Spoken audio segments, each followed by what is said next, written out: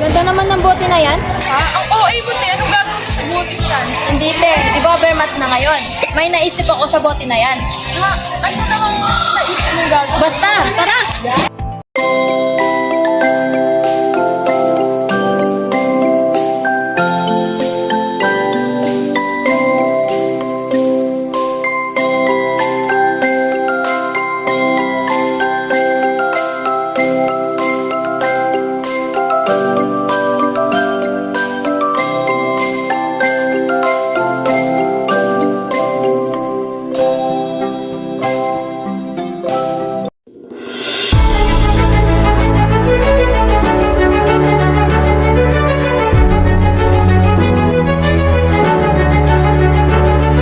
HPP recycle material is the old story.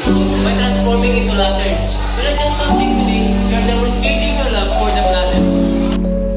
By creating lanterns from recycled items, we will raise awareness about the importance of reducing waste.